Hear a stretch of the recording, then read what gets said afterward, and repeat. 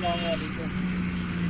जिस तरह ਤੁਹਾਨੂੰ ਪਤਾ ਹੈ ਕਿ ਅੱਜ ਕੱਲ੍ਹ ਦਾ ਦੌਰ ਵਿੱਚ ਹੋਟਲਾਂ ਤੇ ਜੋ ਗੋਸ਼ਤ ਇਸਤੇਮਾਲ ਹੋ ਰਿਹਾ, ਵੱਡਾ ਗੋਸ਼ਤ ਇਸਤੇਮਾਲ ਹੋ ਰਿਹਾ। ਅਸੀਂ ਮੇਨ ਰੋਡ ਕ੍ਰਾਸ ਕਰ ਰਹੇ ਸੀ ਤੇ ਰਸਤੇ ਵਿੱਚ ਇੱਕ ਬੰਦਾ ਉਹਨੇ ਸਾਫ਼ ਜਿਹੜਾ ਗੋਸ਼ਤ ਉਹ ਕੱਢ ਰਿਹਾ ਔਰ ਉਹਨੇ ਜਦੋਂ ਉਹਨੂੰ ਪੁੱਛਿਆ ਗਿਆ, ਉਹਨੂੰ ਫੜਿਆ ਪੁੱਛਿਆ ਗਿਆ, ਉਹ ਕਹਿ ਰਿਹਾ ਜੀ ਕਿ ਮੈਂ फैसलाबाद होटलों में जाके तकसीम करना है कि बराए मेहरबानी कि तमाम दोस्त देखने वाले और सुनने वाले दोस्त परहेज करें, होटलों को परहेज करें।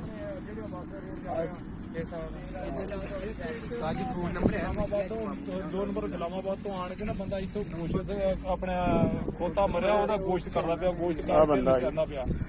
ਉਹ ਬंदे ने ਫੜ ਲਿਆ ਵਾ, ਬੰਦੇ ਨੇ ਉਹ ਖਾ